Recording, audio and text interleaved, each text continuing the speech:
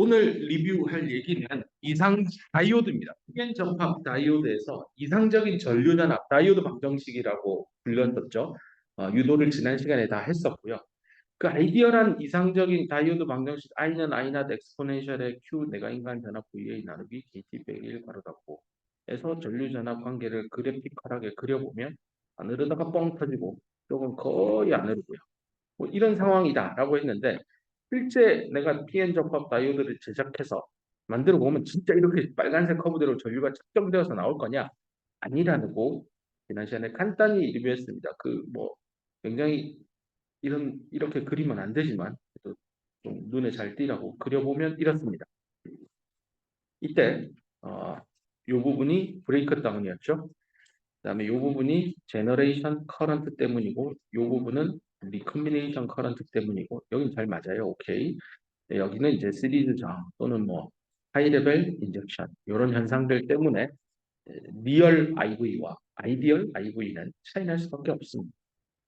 그거에 대해서 간단히 좀 리뷰를 해보려고 합니다. 첫 번째 나오는 게 앞에 그림으로 돌아가서 순서를 붙이면 1번, 2번, 3번, 4번 순서대로 설명할 건데 지난 시간에 1번은 했습니다. 브레이크다운. 그리고 2번으로 가볼게요. 2번이니까 리버스 바이어스가 인가됐을 때 일정하게 하지만 그 크기는 매우 미세하게 다이오드의 전류가 흘러야 되는데 아니 왜 마이너스 1, 마이너스 2, 마이너스 3, 마이너스 4 리버스 바이어스를 세게 크기를 더 키웠더니 더 음으로 가했더니 왜 전류가 이렇게 뭐 이게 늘어납니까 이거? 이거 왜 이래요? 원인이 뭡니까? 우리가 배웠던 거에는 그런 거 없던데 이거 왜 이래요? 그 이유를 벤 다이어그램 하나로 그리고 왜 그런지 설명을 지난 강의 때 했었습니다. 라고 강의했었었죠만 기억하는 학생들을 위해서 그 강의의 내용을 다시 살펴보도록 합시다. 지금 보고 있는 이 벤 다이어그램은 이 점선으로 이렇게 그려진 게 페르미 레벨입니다. EF P 사이드고요. 사실은 이걸 EF N 사이드 이렇게 쓰면 안 돼요. 엄밀히는 FN이라 써야 돼요. 쿼자일 페르미 레벨. 그래서 FP. 뭐 둘 다 통용해서 씁니다. 논문에도 뭐 그냥 이렇게도 많이 씁니다. 자, 이렇게 돼 있을 때 우리 배웠죠. 여기 공필층의 엣지에서부터 마이너스 XP 여기는 플러스 XN인 지점에서 원 디퓨전 랭스만큼 떨어진 마이너스 XP 마이너스 LP 이게 P형 반도체니까 Ln이다. 소수 캐리어 얘는 N형 반도체죠. 여기서 X 플러스 XN에서 한 칸 더 LP 홀의 소수 캐리어의 확산거리입니다. 여기 이제 루트 DP 타우 P라고 얘는 Ln은 루트 DN 타우 N 타우 N은 라이프 타임 타우 P도 라이프 타임 홀이냐 전자냐 해서 첨자로 N과 P로 각각 썼습니다. 그래서 이상적인 다이오드에서는 요쪽에 있는 전자 한 마리는 50% 확률로 모조르트 캐리의 홀과 리커미네이션 되지 않고 이동할 수 있죠. 그 이동하면 평균적으로 LM만큼 이동하니까 요 정도 거리 안에 있는 전자는 아마 확률적으로 이 안으로 공급층 안으로 들어올 수 있어요. 들어오기만 하면 오르막 방향으로 전기가 있으니까 이렇게 하면서 이동해서 갑니다. 근데 갈 때 이 FP와 FN 사이의 갭이 FP 빼기 FN 이 갭이 내가 인간 전압의 크기랑 같은 거잖아요. 그죠? 결국 리버스 바이어스를 가할수록 이 갭이 커지는 거고 리버스 바이어스를 세게 마이너스 1, 마이너스 2, 마이너스 3 키우면 이렇게 밴드가 휘어지는 요 정도가 점점 더 강하게 이렇게 휠 겁니다. C에도 있으면 그릴게요. 근데 중요한 거는 얘가 넘어가는 거는 이 휘어진 정도하고 아무 상관없다는 데가 중요한 포인트였죠. 그렇기 때문에 이상적인 다이오드에서 IV 이케이션을 요거죠. 일정하게 가지고 요 갭이나 요 갭이나 여기나 마이너스 1볼트 걸 때나 마이너스 2볼트나 마이너스 2볼트 똑같아요. 요 크기가 다 똑같아요. 이유는 이게 아무리 뭐 많이 휘어진들 요 들어오는 놈은 일정하니까 안 변하는 거죠. 문제는 그때 이런 가정을 했단 말이죠. 디플리션 영역 안에서는 아무 일 안 일어난다. 그 아무 일을 No Recombination Generation이라고 했습니다. 즉 들어가기만 하면 그대로 빠져나온다. 그리고 들어간 놈은 아무런 어떤 물리적인 이벤트, 특히 리컴비네이션 제너레이션이 없다라고 가정했었어요. 그게 이상적인 다이오드의 핵심 가정 중에 하나거든요. 근데 실제 리얼 PN 접합 다이오드는 뭐 그럴 리가 있겠나요? Yes, 알지죠? Yes, 있어요. 자, 그러면 리버스 바이어스니까 이게 공급층이 꽤 폭넓게 형성이 됩니다. 폭넓게 형성이 되는데 이 depletion with W는 뭐에 비례해서 성장하죠? 네, 리버스 바이어스가 강하면 강할수록 공핍층의 폭은 더 넓어집니다. 물론 루트 관계이긴 하지만 완전한 퍼펙트한 리니어 관계는 아니지만 그래도 얼추 리니어하게 이런 거 이제 모노토니컬리 인크리징 VA가 증가하면 W도 뭐 안조 함수적으로 증가하긴 증가하는 트렌드는 맞아요. Y는 루트 X니까. 그러면 아무 일이 없을까? 근데 실제 실측을 해보면 아까 요렇게 증가한다 했어요. 마이너스 1일 때보다 마이너스 1일 때 뭔가 전류가 더 늘었어요. 마이너스 3 더 많이 늘어요. 이 전압이 크기가 증가하면서 뭔가 더 증가하는 성분이 어딘가에 있다는 거죠. 이 힌트는 이거죠. yes 알죠. yes recombination generation인데 전압이 늘면 뭐가 늘까? 공부했잖아요. 공급층이 늘겠죠.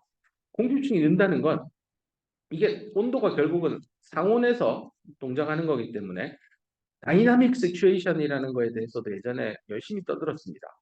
이게 그거죠. 고속도로에서 100km/h로 달리고 있는 자동차, 그 다음에 주차된 차, 둘 다 뭐 속도의 변화는 없죠. 시간이 바뀌면서 속도가 변했느냐라고 물으면 둘 다 안 변했죠.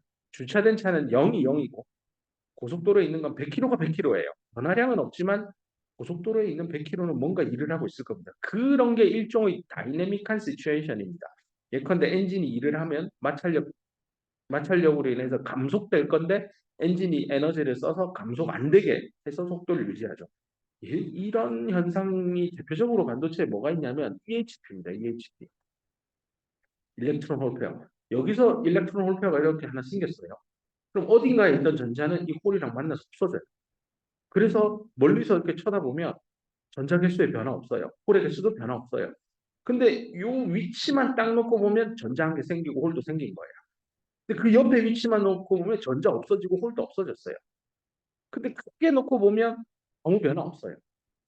뭐 그렇다고 보면 네, 이런 현상을 다이내믹하게 시츄에이션 상황이 일어나고 있다라고 지난 강의에서 설명을 했었습니다. 그렇다면 공급층 안에서도 EHP는 생길 겁니다. 거절 뉴트럴 영역 안에서도 당연히 생기고요. 뭐 때문에요? 외부 온도 때문에. 근데 우리가 이성적인 다이오드에서는 공필층 안에는 리커미네이션 제너레이션 생각지도 마라. 그렇게 생각하지 말자라고 가정했지만 실제는 일어나니 그럼 일어나면 뭔 일이 생길까를 고민해 보자는 겁니다. 그 고민의 결과가 혹시 이 답을 우리가 궁금해하는 이거 이상적인 거랑 아이디얼과 리얼의 이 차이를 설명해 주는 게 아닌가라고 해서 강의를 한참 했었죠. 지금 강의하고 있는 것 같아요. 느낌이. 너무 디테일하게 설명하고 있는 것 같습니다. 생겼어요. 일렉트론. 전기장이 쪽이에요. 그럼 전자 어디로 가요? 굴러 내려가죠. 홀 여기 있죠. 전기장이 이 방향이잖아요. 홀 플러스니까 이렇게 콩콩 하면서 이쪽으로 가요. 홀 이동의 방향이 전류죠. 이 P라고 합시다. 홀이 만든 거. 전자 이동이 이쪽이죠. 전자가. 그럼 전자가 만들어내는 전류는 이쪽이죠. 둘이 같이 생기겠죠? 더 합시다.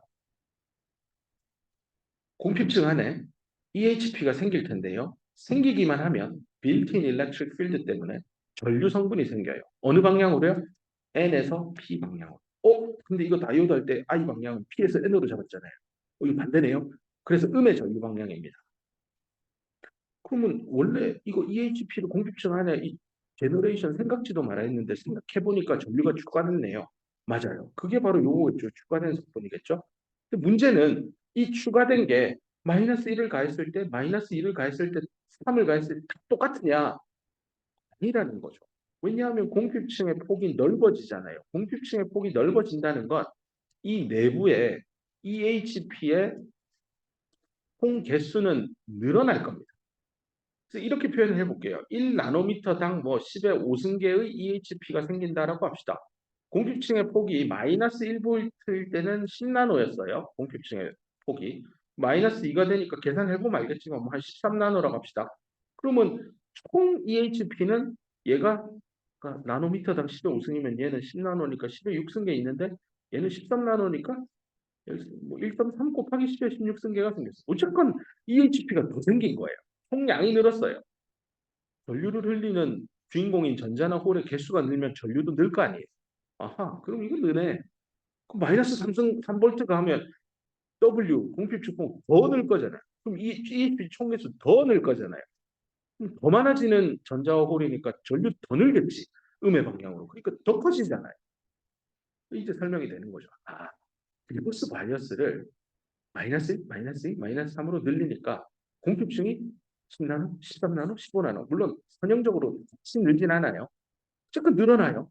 그러니까 공핍층 내에 있는 길이당 EHP는 설령 같더라도 전체 팩당 공핍층의 전체 폭은 늘어나니 공핍층 내부의 총 EHP도 늘겠구나. 그놈이 늘면 음의 방향으로 전류 더 늘겠네요. 그래서 디플리션 영역 엣지에 있는 이 소수 캐리어 E-와 여기 H 플러스 요 놈들 있죠, 놈들. 요런 두 놈들이 얘기하는 일정한 커런트, 파란색으로 표현한 일정하게 흐르는 리버스 바이어스에 가까운 무관하게 항상 일정하게 흐르는 그 놈들 이 두 체크 포인트 이 말고도 공핍층 안에 여기도 EHP가 수시로 생기니까 온도 300켈빈이니까. 근데 문제는 전압이 마이너스 1, 마이너스 2, 마이너스 3이 되면 공급층이 늘어나니 총 EHP가 늘어서 전류값도 조금 중간 많이 그다음 아마 많이 이렇게 되겠고요. 그래서 앞에 그림으로 돌아가서 여기 동그라미 2번으로 표시한 제너레이션 커런트 때문에 생긴 요 파란색 기울기 있게 이렇게 가는 거 이게 왜 생기는지 설명이 됩니다. 이 정도만 합시다. 세 번째로 갑시다. 세 번째는 여기 앞에 여기 봅시다. 또 그리기 힘드니까 요 부분이에요. 이 부분은 제가 예전에 강의할 때 스몰 포워드 바이어스라고 했습니다. 원래 바이어스를 가하는데 굉장히 작은 수준으로 좀 가해보자. 그래서 보통 작다 크다 뭐 중간이다 할 때 기준이 되는 게 KT 오버 Q, 더멀 볼티지, VT, 뭐 VT라 쓰는 책도 있습니다. 이게 나중에 트랜지스터 공부하면 스레솔드 볼티지라고 운석 전압이 VTH로 쓰거든요. 근데 또 어떤 전자로 책에는 스레솔드 볼티지니까 T만 떼가지고 와서 VT라 쓰는 책도 있습니다. 뭐 어떤 데는 또 T를 적게 쓰면 이건 더멀 볼티지의 T고 문자로 하면 이게 스레솔드고 뭐 이렇게 구분하는 책도 있고요. 책의 표기를 따르면 됩니다. 어쨌건 스몰 포워드의 개념은 이 더멀 볼티지 언저리 근처까지 그러니까 0.026볼트 이 정도 내외 정도입니다. 많아봤자 2 곱하기 VT 그 정도로 생각을 하면 되고요. 네, 뭐 1VT라고 생각하는 게 합리적인 것 같습니다. 그 정도로 굉장히 작은 스몰 포워드 바이어스를 가했을 때 실제 측정한 거랑 이 IV에서 이게 이제 이쪽이 워낙 붙어 있다가 뻥 터지니까 잘 안 보이잖아요. 그래서 이걸 로그 스케일로 그려서 보이려고 합니다. 로그 스케일로. 그러면 커브가 원래는 이렇게 나올 겁니다. 이게 이상적인 아이디얼입니다. 아이디얼. 이게 일정한 슬롭이 일정하게 나오는 이유는 전류 I는 I not exponential QVA 나누기 KT 빼기 1이잖아요. VA. 이거를 로그 스케일로 이 로그를 취하자는 거잖아요. 로그를 취하면 이 VA하고 로그 I에 대해서 이렇게 그래프를 그리면 그 기울기가 보이죠.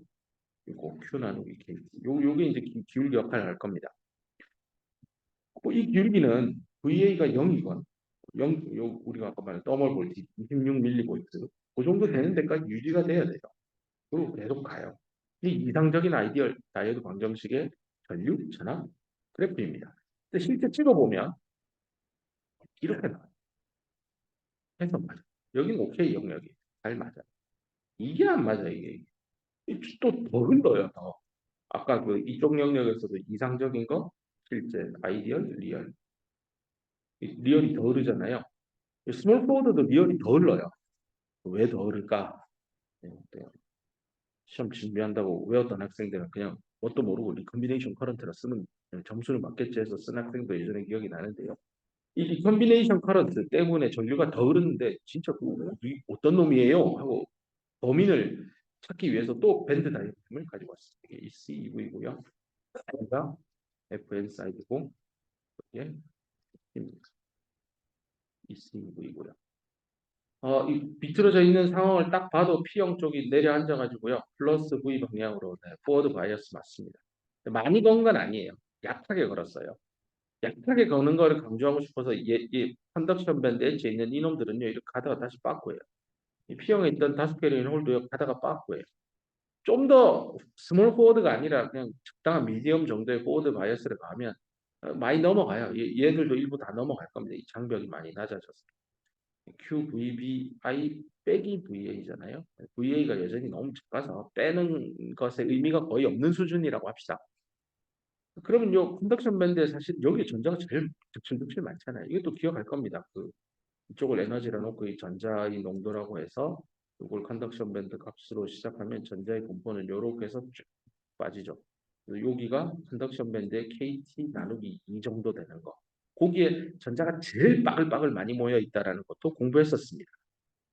그래서 컨덕션 밴드로부터 KT 오버 2 정도 떨어진 13밀리 일렉트론 볼트 정도 떨어진 이곳에 강원 300켈빈 기준 전자 제일 많습니다. 근데 아직 못 넘어간다고요. 이 장벽이 아직 많이 안 망가져서 포워드 바이스를 많이 안 가해서 위에 있는 녀석들 정도만 전류의 흐름에 참여해요. 그런데 리얼 측정해 보면 몰라요. 왜? 라는 질문이었죠. 그래서 그때 공부하기를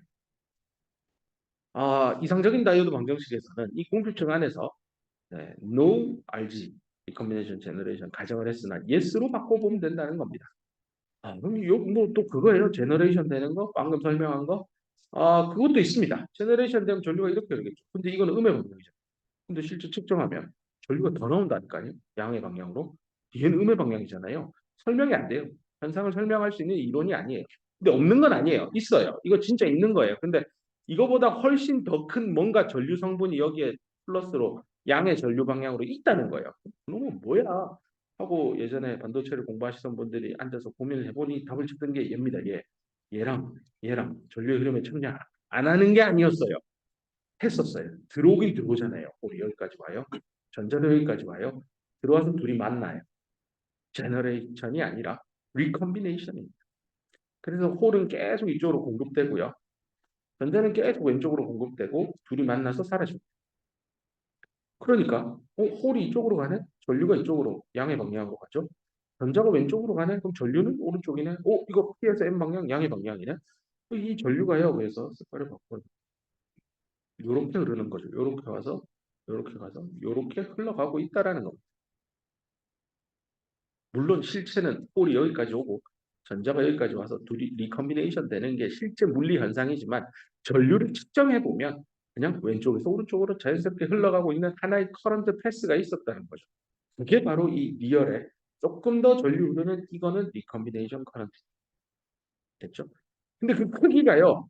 0에 근접할수록 0에 가까우면서 플러스 전압일 때 제일 크고요. 어느 순간 되면 이상적인 다이오드 설명대로 갑니다. 말이 되죠. 왜냐하면 요 에너지 장벽을 점점 낮추어 주기 시작하면 여기 하단부에 있던 전자들은요. 이렇게 리컴비네이션 되기보다는 그냥 다이렉트로 넘어갈 거예요. 다이렉트로 넘어가는 거는 인젝티드 된 전자 해가지고 P 영역의 QNR에서 넘어온 전자가 어떻게 확산되고 소수 캐리어 확산 방정식 풀고 하는 그게 이상적인 다이오드 해석이니까요. 점점 리얼한 데이터가 이렇게 아이디어라고 리얼이 맞아지는 구간으로 갈 겁니다. 여기까지도 리뷰를 또 했습니다. 이제 리뷰하는데 수업하는 것 같아요. 그 다음 마지막 네 번째 이겁니다. 원래라면 전류가 더 커져야 되는데 안 커져요. 그래서 그냥 누워요. 거의 뭐 전류 전압에서 저항돼요. 실제 다이오드를 굉장히 강한 전압을 포워드 바이어스를 가해주면 다이오드로의 기능을 상실하고요. 어떤 특정한 저항값에 수렴해서 그냥 저항체로 동작하는 게 알려져 있습니다. 물론 그렇게 안 되도록 회로 설계를 합니다. 그렇게 회로 설계되도록 전제로 시간에 수업을 듣고 있을 거고요. 다이오드가 다이오드답게 동작을 시키죠. 근데 실제 회로 설계를 잘못하면 다이오드가 저항이 됩니다. 왜 그런 일이 생기느냐?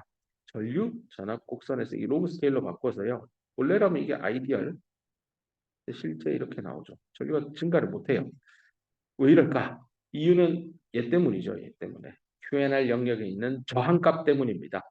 그래서 실제 내가 전압을 주면 이상적인 다이오드 해석할 때 가정했던 것 중에 있습니다. 앞에 찾아가 보세요. 모든 전압은 여기 정션에 인가된다. 이 100% VA랑 VJ는 같다라고 가정하고 쫙 풉니다. 그러니까 밴드 다이어그램 공부해 보면 평형일 때 이렇게 그리고요. 포워드 걸면 뭐 이렇게 좀 눕고 리버스 걸면 휘게 그리죠. 여기에 공통점이요. 공핍층만 포커싱 했는데요. 공핍층 바깥쪽 영역 한번 쭉 보세요. 무조건 빳빳하게 평행이죠. 평행. 배웠잖아요. 평행이 뭔 의미하냐? 양단에 전압차가 없다는 뜻입니다. 저거 언제 배웠어요? 하면 이렇게 생긴 N형 반도체가 하나 있는데 양쪽에 전압차를 줍시다. 그리고 요 방향 X를 따라 밴드 다이어그램을 그려보세요 하면 평형일 때는 쫙쫙 N형 반도체니까 이렇게 그리죠.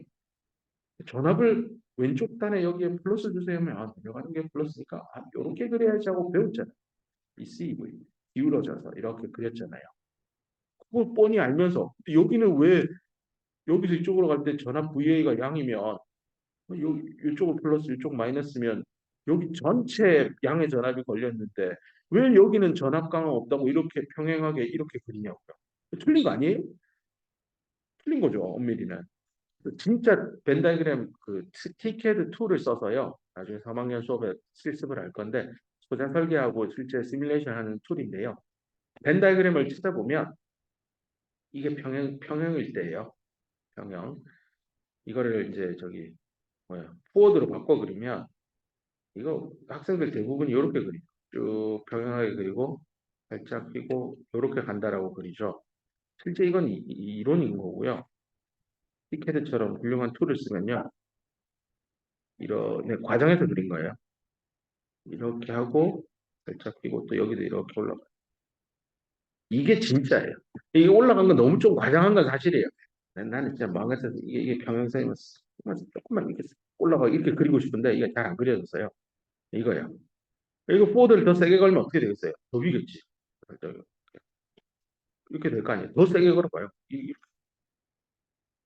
더 세게 거의 뭐 휘장 이게 뭐예요? 이쪽 기준으로 왼쪽을 꼭 내린 예전에 저항 하나에 왼쪽에 플러스 전압가. 다이오드도 결국 포워드를 세게 걸면요. 이게 평형이니까 포워드 걸면 이게 장벽이 무너져서 거의 일자가 돼서 더 세게 걸면 플랫해지고 더 세게 걸면 뒤집어지나? 이렇게 하면 안 된다고요. 이게 얼마나 잘못된 생각이에요. 공학을 공부할 때 내가 지금 공부하고 있는 거의 출발점이 뭐냐를 꼭 기억하길 바랍니다. 이렇게 해야 돼. 요렇게 그리는 순간 이제 딱 틀리는 거야. 다음에 내가 공무원 시험 문제 내려가면 꼭 내야지. 딱 틀린 거야. 정답률 5% 찍어서 맞춘 놈만 맞추는 거야. 자, 그래서 요 얘기했고, 그다음 하이레벨 인젝션 효과도 사실 일어날 수 있습니다. 요거는 뭐냐면요. 주로 저 시리즈 저항 때문에 많이 휘는데요. HLI라고 줄여서 LLI하고 반대되는 개념인데 이거는 뭐 이렇게 그려볼게요. 여기가 0이고 Xn 마이너스 X이고 이게 N 전자농도 또는 홀농도라고 합시다. 보통 이쪽은 이제 NN not 뭐 그게 NN이겠죠. 평형이든 평형이 아니건 N형 반도체 쪽에 다수 캐리어의 농도는 변함이 없습니다. 여기 홀도 그렇겠죠. NA하고 똑같은 게 PP 이게 PP not 이렇게 같을 겁니다. 평형이든 평형이든 얘는 ND로 같겠죠. 근데 포워드 바이어스를 가하는 거죠. 아주 세게. 등호를 한 3개 씁시다. 엄청 세게 가면 여기 있던 다수 캐리어의 홀이 이쪽으로 펄쩍 뛰어 들어와서 이렇게 쫙 쌓이게 됩니다. 그러다가 이제 여기는 T, N, not, 즉 ND분의 NI 제곱에 비례한 수렴해 갈 겁니다. 어느 정도 공필층 인근 여기 영역에는 홀이 인젝티드 되어서 쌓입니다. 문제는 이걸 더 세게 가면요. 넘어오는 놈이 더 많아져서 이 정도까지 이렇게 쌓일 겁니다. 화살표 한 대, 5개 그려가지고 더 세게 하면 이렇게까지 올라갈 수도 있겠죠. 이러면 야 PP 그 뭐죠? PN이요. NN보다 더 커질 수도 있어요. 뭐 안 될 이유도 없죠. 많이 넣어주면. 그러면 다수 캐리어 농도 NN이 소수 캐리어 넘어온 홀 때문에 즉 N형 입장에서는 소수 캐리어인 홀의 농도가 다수 캐리어보다 많아지는 일이 생겨요. 너무 많이 넘어와서 다수 캐리어 농도에 영향을 주는 거를 하이 레벨로 넘어왔다라고 합니다. 이거 반대말이 로 레벨이죠. 다수 캐리어 농도에 영향을 안 주는 수준까지만 홀이 N형으로 넘어오면 로 레벨 인젝션인데 그 반대말이니까 다수 캐리어의 농도에도 영향을 줄 겁니다. 이 정도로 많이 들어오게 되면 다수 캐리어가 가만히 있을까요? 이 전자잖아요. 다수 캐리어가. 이건 넘어온 건 플러스예요. 둘이 전하를 반대로 띄고 있으니 땡깁니다. 실제로 전자가요. accumulated 됩니다. 요렇게 일직선이 아니고요. 이렇게 하이 레벨로 많이 넘어오면 이쪽에서부터 이렇게 같이 따라갑니다. 같은 양이 존재합니다. 저기 좀 더 확대해서 그리면 이게 NNX에 대한 그림이고요. 요렇게 내려가서 없어지는 게 이게 PNX에 대한 그림이에요. 여기 이렇게 같이 모입니다. 같이 모이면 이제 같이 모인 건 알겠고요. 얘 때문이고 많이 넘어와서 그런 거. 하이레벨 인젝션 효과 때문에 그런 거고 그 전자 입장에서 이쪽이 많고요. 이쪽이 작잖아요. 여기 전자 한 두 마리 있고 여기 한 마리 있으면 전자 입장에서 얘가 땡겼지만 여기 있는 농도차 때문에 다시 돌아가는 복원력이 생깁니다. 여기 나오죠. significant and gradient 어떤 프로파일 안에서요? 다수 캐리어의 프로파일에 생겼잖아요. 저기 그랬잖아요. 이거 NN 기울기 생겼잖아요. 그러니까 다시 원래대로 돌아가는 확산의 힘이 자연스럽게 생깁니다. 물론 이 확산의 힘과 넘어온 얘 때문에 전자가 땡겨가는 힘이랑 서로 균형을 맞추는 어떤 지점이 생기겠지만 어쨌건 가만히 넘어오면 가만히 전자가 빨리 올라가서 이 기울기는 더 가팔라질 거고 그럼 더 확산의 힘이 생깁니다. 그래서 모조리티 캐리어의 확산 전류값이 생긴다는 것입니다. 근데 전자의 그 확산 전류는 이렇게 가니까 전류는 반대겠죠. 전류 그러면 뭐지? 포워드 세게 건 건데 전류가 반대로 올라요. 뭐지 이거? 이상적인 다이오드에서 전류가 뻥 터져야 되는데 실제 찍으면 작게 나온다 했잖아요. 줄어든 원인이 뭐죠? 얘예요, 얘. 얘 어디서 왔다고요? 네, 다수 캐리어가 반대 방향으로 디퓨전되는 이 힘. 이게 왜 생겼지? 홀이 많이 넘어왔잖아요. 어느 정도로요? 로 레벨로? 아니, 하이 레벨로 넘어왔다는 뜻입니다. 그래서 이런 표현들이 나오는 겁니다. 이런 표현들이 등장합니다. 근데 주로 이런 얘기들은 원사이디드 PN 접합에서 많이 등장합니다. 한쪽을 아주 월등히 진하게 도핑을 해서 그 반대편에 하이레벨 인젝션을 생기는 환경을 만들어주는 겁니다. 그래서 P 플러스 N이니까 P에 있던 홀이 N으로 많이 넘어 제가 방금 설명한 이쪽이잖아요. 그래서 N은 나보다 커지는 이런 일이 생기죠. 그 경우에 모조리티 캐리어가 확산의 힘을 받게 되고 그 전류의 방향을 살펴보면 N에서 P 방향, 다이오드 방정식에서 음의 전류값이 추가되는 거라서 실제 이상적인 것 대비 리얼 측정값은 작아지게 된다라는 얘기입니다. 그래서 정리합시다 이제.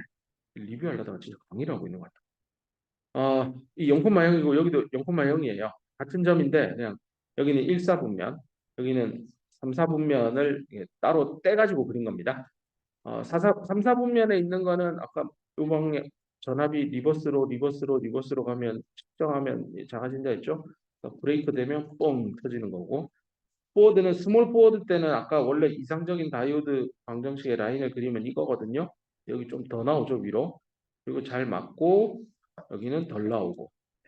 요거는 리컴비네이션 가랜드, 얘는 시리즈 저항 또는 하이레벨 인젝션. 여기도 정리하면 원래는 이렇게 일정해야 되죠. 끝까지 일정해야 되는데 이게 뻥 터지는 건 브레이크 다운. 왜 늘어요? 제너레이션 커런트. 벤 다이어그램 그림을 다 설명하고 공부해 보기를 바랍니다. 몇 시에요? 10분. 5분만 쉽시다. 5분 쉬었다 네로 베이스 여기 어려운 수학으로 또 들어갑시다. 네. 네. 계속해서 네로 베이스 다이오드의 전류 전압에 대해서 공부를 해보려고 합니다. 뭐 이것도 예전에 했었던 거라 간단하게 짚고 넘어가겠습니다. 일단 네로 베이스 다이오드라고 하는 그냥 다이오드가 아니고 베이스가 좁다라는 얘기인데요. 그 베이스의 의미는 나중에 바이폴라 정션 트랜지스터를 공부할 때 이게 PNP면 가운데 있는 이 녀석을 베이스라고 하거든요. 그래서 아직 뒤에 여기 P가 없는 우리는 이 PN 다이오드만 지금 공부하는데 이 N 영역을 베이스라고 일단 이름을 붙입시다. 그렇게 했을 때 이 PN 접합에서 이 길이를요 아주 좁게 설계해 보자는 P인데 여기까지 P를 만드는 이만큼 P고의 N은 조금 그 틈머리에 이렇게 만들면 실제 여기 있던 홀이 이쪽으로 넘어가서 확산되어서 가야 되는데 확산되어서 갈 거리가 이게 너무 좁은 거 아닙니까? 그래서 확산되는 거리 LP 하고요. 요 물리적인 길이를 아마 뭐 WP라고 하면 둘을 되게 비슷한 수준 또는 심지어 이쪽을 더 아니, LP가 더 크게 그러니까 베이스가 평균 확산 거리보다 더 좁게 만드는 거죠. 실제 뭐 이 LP 값은 DP 타워 P고 이런 것들은 도핑 농도와 모빌리티, D 뮤는 KT 오버 Q, 아인슈타인 관계식. 그다음에 이런 건 이제 트랩하고 관련돼 있죠. 트랩의 농도하고 뭐 라이프타임하고 반비례하고 이런 물리 현상들 때문에 LP 값은 뭐 길게는 마이크로미터, 짧게는 뭐 수십 나노미터까지 제어가 되는데 요즘 반도체 공정 기술이 1 나노미터 뭐 이렇게 만드는 거 가능합니다. 그래서 실제 이런 네로 베이스는 얼마든지 제조 공정 가능한 거기 때문에 이제 질문을 바꾸는 PN 다이오드의 전류 전압을 공부를 했으면 그 PN일 때 N의 폭 베이스를 매우 좁게 하면 내가 개발한 다이오드 이퀘이션이 진짜 맞을까요? 안 맞겠죠. 변화가 되겠죠. 그걸 한번 보자는 겁니다. 그렇다고 처음부터 다 풀자는 건 아니고요. 이미 여기 도입을 했었죠. 뭐 원프라임 오타가 있는 것 같다. 이게 아니에요. 이쪽이 투 프라임인데. 네. 이쪽이 투 프라임이고 여기가 원 프라임입니다. 얘는 없어요. 아니야. 원 프라임. 여기로 돌아와서 홀이 이쪽으로 슉 도착한 다음에 어떻게 가느냐 그 상황을 풀었었죠. 소수 캐리어 확산 방정식. 그래서 액세스 캐리어 농도라고 액세스 이건 홀이니까 액세스 홀 컨센트레이션 in N 타입이죠. 요게 X 방향에 따라서 두 번 미분한 게 자기 자신이 튀어나오는데 그 밑에 있는 게 자기 디퓨전 거리의 제곱에 비례하는. 그러니까 Y 두 번 미분한 게 자기 자신 K로 나는 요런 미분 방정식이었죠. 이게 세컨 오더 디퍼런셜이케이션의 이거 리니어 타입이죠. Y2 프라임 원래는 더하기 P, Y 프라임 더하기 Q, Y는 0인데 이게 0이 RX인데 이 D가 0이면 호모지니어스한 세컨 오더 리니어 디퍼런셜 이케이션이고 이 D가 0이 아니면 난 호모지니어스하고 뭐 푸는 방식들이 있죠. 근데 지금 여기는 E마저도 없고 네, 얘랑 얘만 남아있고 D는 0인 아주 그 단순한 세컨 오더 리니어 디퍼런셜 이케이션입니다. 해가 어떻게 되느냐? 두 번 미분해서 자기 자신 나오니까 엑스포넨셜 텀이 들어갈 건데 마이너스 x승 해도 되고 이거를 1차 결합을 하죠. 앞에 부정상수 붙여서 둘을 더한 이것 역시 이게 미분 방정식의 해가 되죠. 그래서 이런 것들을 베이시스라고 했고 두 개의 베이시스로 x축 y축에서 스페이스의 차원이 2차원인 솔루션 스페이스 내에서 뭐 이 세컨 오더 미분 방정식의 해를 찾을 수 있다는 공학과학의 얘기는 됐고 그 정도는 됐고 그냥 우리가 궁금한 제너럴 솔루션의 형태였습니다. 그래서 세컨 오더 아니 저기 소수 캐리어 확산 방정식을 풀면 제너럴 솔루션이 요 모양 요 꼴이다. 네, 이것도 이미 다이오드 방정식 할 때 했습니다. 근데 여기서 한 가지 여기 네로 베이스에서 강조하고 싶은 거는 뭐 항상 하고 싶은 얘기 뒤에 나오잖아요. 이게 할 거야. 이거예요, 이거. 이게 x 프라임이 무한대에서 0으로 갔었었는데요. 지금 이 무한대가 아니라고요. 특정 지점이에요. 여기라고 해요. 자른 느낌 나죠, 이게. 원래 이만큼 있는데 이게 다 덜어내고요. 네, x 프라임이 xc 프라임인 요 지점까지 여기가 x 프라임이 0인 지점이잖아요. 네. 거기서 이미 0으로 향해 간다는 이게 무한대가 아닌 거죠. 그러면 아마 요 미분 방정식의 제너럴 솔루션을 구할 때 여기 A1, A2를 구하는 일이 꽤나 까다롭겠다. 왜냐하면 이상적인 다이오드 풀 때는 x 프라임에 무한대를 넣었으니 요게 무한대를 넣고 좌변이 0이 나오니까 A1이 0이 되어야만 이 식이 맞으니 A1 하나를 아주 쉽게 얻었거든요. 근데 지금은 요 자리가 무한대가 들어가는 게 아니라 XC 프라임이라고 하는 특정한 X 값이에요. 그럴 때 이 좌변이 0이니까 A1은 좀 더 복잡한 수학적인 식의 모양일 겁니다. 그래서 X 프라임에 0을 넣었을 때랑 X 프라임에 XC 프라임 베이스 네로 베이스의 우측편이죠. 공핍층 반대편을 대입해서 두 가지 경계 조건을 써서 풀어서 1호부터 연립 방정식을 풀어서 A1과 A2를 써내면 됩니다. 다시 강조하지만 아이디어란 다이오드 방정식을 풀 때는 A1이 0이라서 해가 A2만 구하면 돼서 되게 어렵지 않았어요. 물론 그게 어려워 보일 수도 있었던 학생도 있을 것 같습니다. 식이 되게 길쭉하게 쓰여지니까요. 근데 지금 더 어려워집니다. A1, A2를 지정해서 연립 방정식을 풀어서 구해보세요. 그리고 A1, A2를 앞에 있는 제너럴 솔루션 여기 이 식에서요. A1과 A2에 대입하고 식을 예쁘게 정리하는 일을 숙제를 내주면 싫어할 것 같아서 자율에 맡기겠습니다. 하고 싶으면 꼭 해보세요. 근데 한 번은 해봅시다. 네. 하면 이렇게 나옵니다. 식을 한번 감상을 해봅시다. X 프라임이 독립변수입니다. 얘는 평형 상태일 때 N형 반도체 소스퀘리아 농도고요. 그거겠죠. 도너분의 NI 제곱이겠죠. 얘는 내가 인간 전압이겠죠. 여기 나오죠. 변수. 여기도 있습니다. 얘네들은 이제 정해지겠죠. 이거는 내가 N형 반도체의 베이스를 얼마나 좁게 설계하느냐 그 값이니까 정해지는 상수들이 있고 LP도 도핑 농도에 의해서 결정되는 상수들일 거예요. 얘들. 식이 되게 복잡합니다.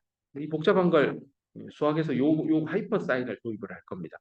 뭐 코사인인데요. 여기 x라고 하세요. 이거 식에 받아 마이너스 마이너스예요. 그래서 가운데 낙수한 거 잠깐 지우고요. 가운데 있는 이 식을 유심히 쳐다보면 빼기고요. 이 모양들이 지금 옆에 마이너스 얘는 플러스예요. 그래서 하이퍼를 쓰면 되게 쉽겠다. 그래서 이 앞쪽은 그대로 가지고 오고요. 요 뒤에 괄호를 하이퍼로 합니다. 그래서 이 분자를 나누기 2를 하고요. 이 분모도 나누기 2를 해요. 똑같이. 그리고 나서 이 하이퍼사인식 정의에 맞추어서 가만 쳐다보면 요 안에 있는 그 사이가 얘는 요거고 얘도 요거네. 그 사이죠. 요게 그 사이가 되는 겁니다. 요거 그 사이 전에 요거 XC 프라임 나누기 LP를 넣은 겁니다. 됐죠? 네, 뭐 어려운 거 없습니다. 이거는 고등학교 중학생도 할 수 있습니다. 네, 이건 되니까.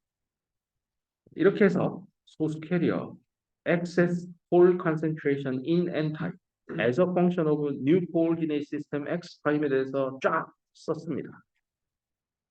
분명히 잠깐만 아이디얼 다이오드 방정식 할 때는 이거 있죠. XC 프라임 그러니까 PN 다이오드에서 여기 잘리는 요 지점 X 프라임이 XC 프라임인데 이게 사실은 충분히 길어서 이쪽이 무한대까지 갔었죠. 이건 아이디얼한 거. 이건 지금 네로 베이스로 왔어요. 그러면 네로 베이스에서 구한 거의 반대말이니까 긴 거, 네로의 반대말 롱 베이스일 때 이게 아이디얼 다이어드 방정식 푸는 거죠. 그럼 XC 프라임 요 지점을 무한대까지 보내버리면 되죠.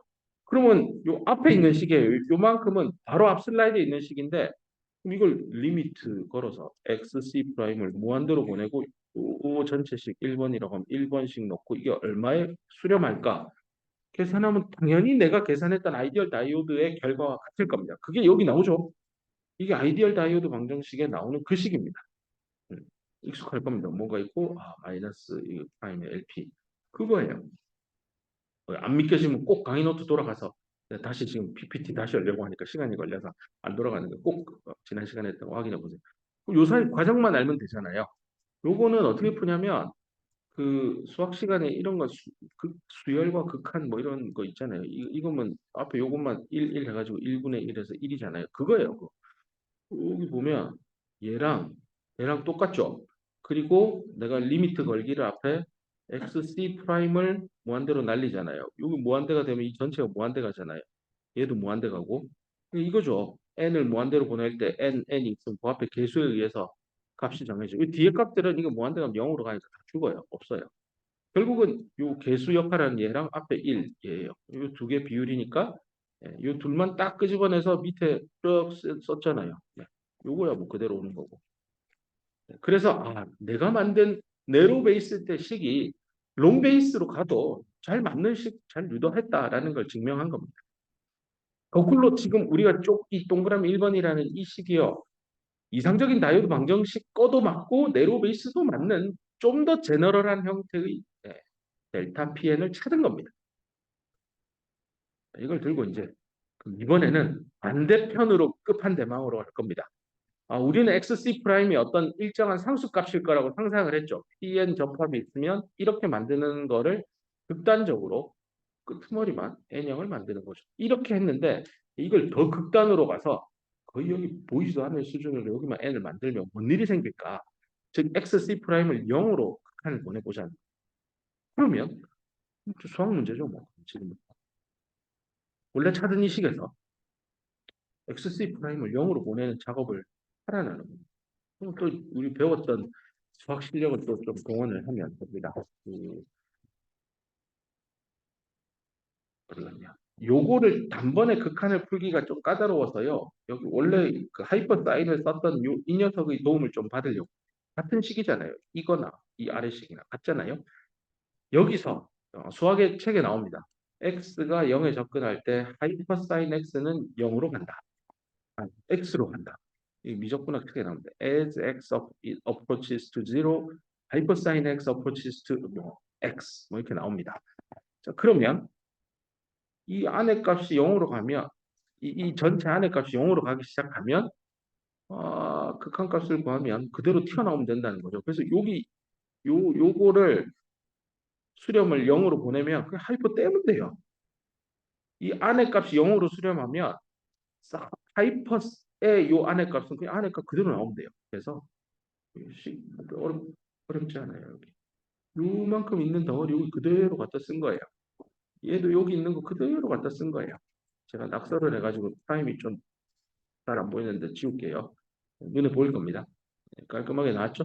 이때 정말 극단적으로 베이스를 0에 가깝게 0나노미터에 가깝게 가는 겁니다. 그러면 그 0.001나노미터에 조금 남아있는 N형 반도체 안에 들어있는 홀에 액세스 되는 정도의 값은 이 수학식에 의해서 모델링이 되는데요. 문제는 이 수학식이 되게 재미난 식이 돼요. 자, 일단 LP는 같으니까 지우고 요렇게 나누어서 식을 1 빼기 형태로 쓰면 요렇게 나와요. 이 식을 가만히 감상하고 있자니 잠깐만. 이거 델타 PN이라는 이 값이요. 이걸 Y라고 하면 X 프라임에 대한 함수겠죠. 뒤에 식을 가만히 보면 이게 다 상수예요. 상수. 얘만 변수잖아요. 그냥 뭐랄까, 마이너스 X 더하기 3, 뭐 이런 식이에요. Y 프라임. 1차 함수예요. 1차 함수.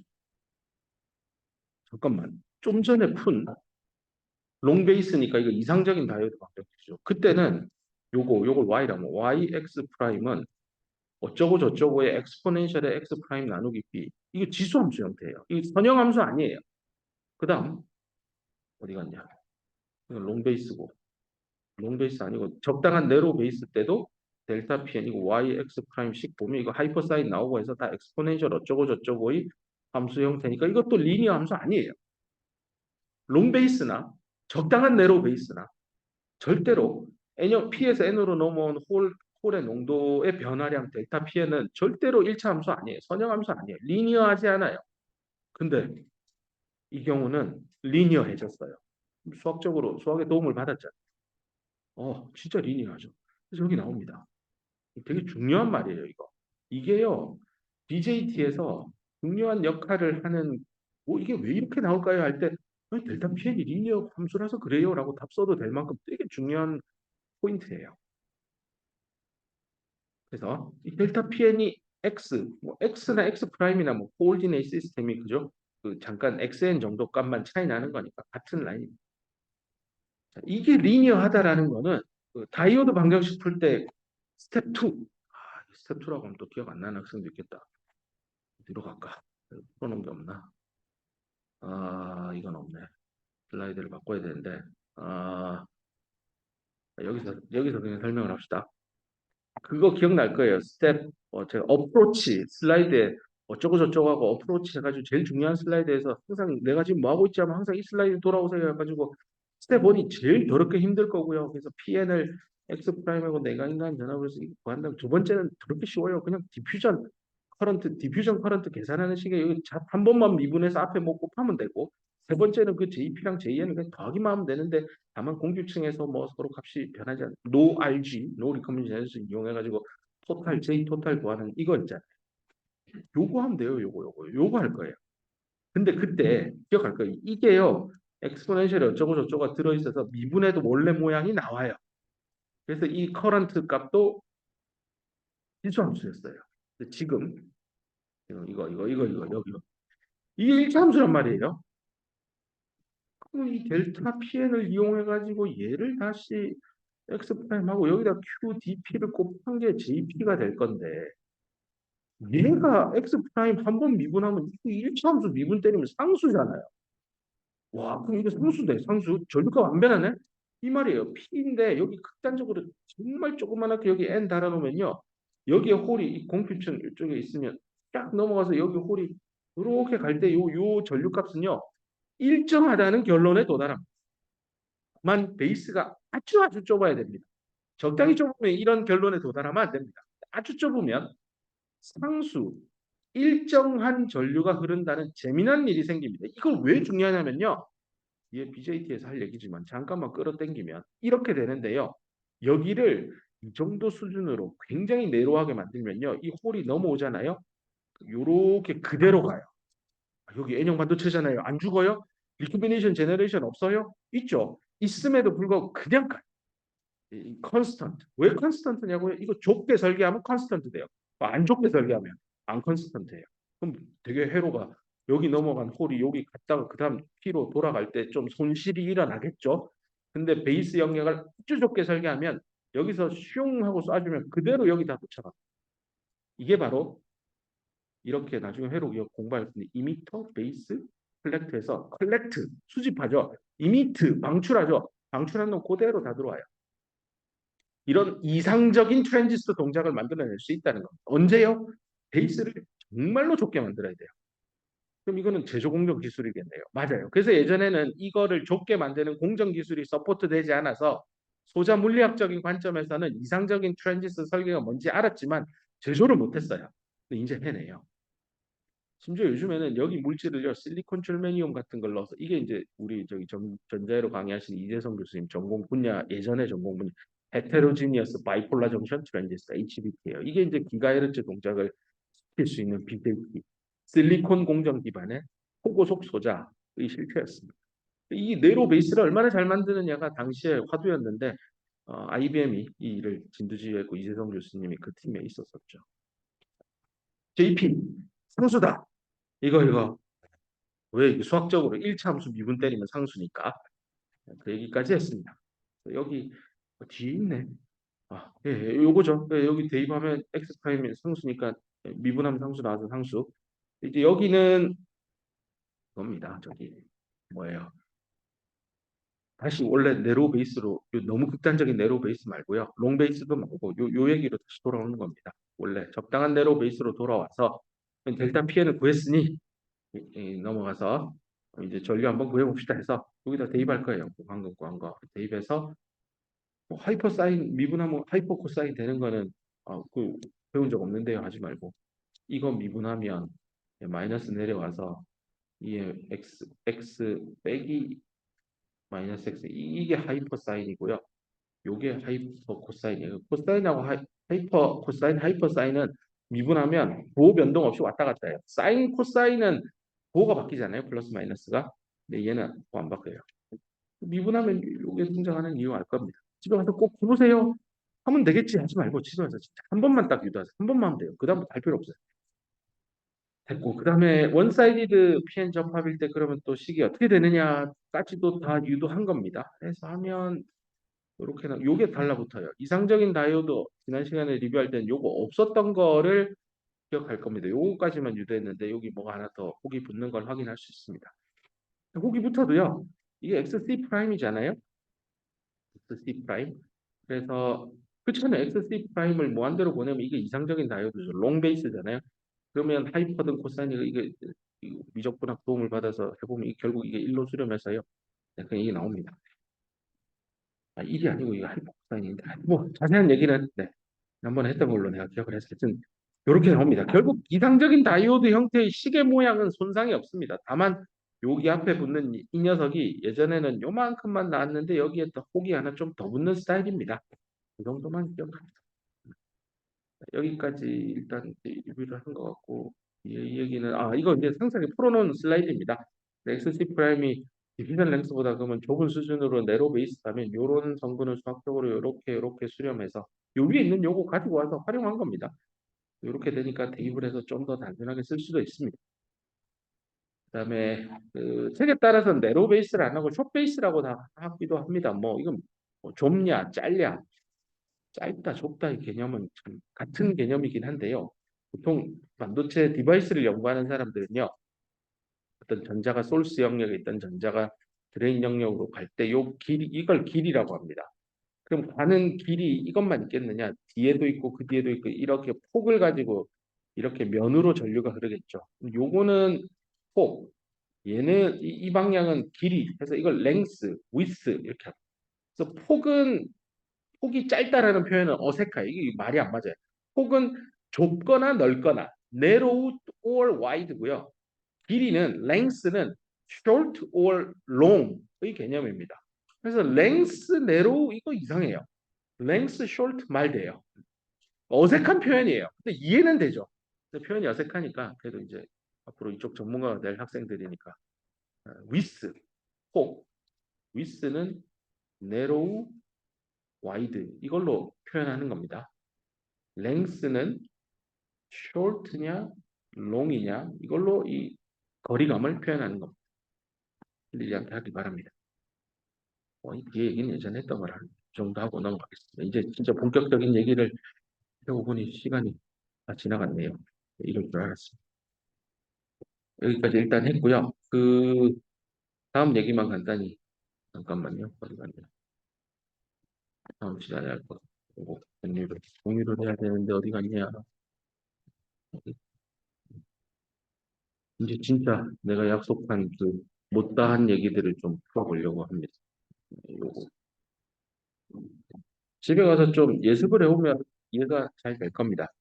요 얘기 간단히 하고 끝낼게요. 다이오드를 해석함에 있어서 항상 일렉트로스태틱스, 정전기 상태에서 그냥 평형일 때입니다. 외부에서 전압 안 가하고 내부의 상황, 전압 밀도, 전기장, 포텐셜, 에너지 밴드 다이어그램 이런 거 하는 게 챕터 5의 얘기였어요. 비에르 책 기준으로요.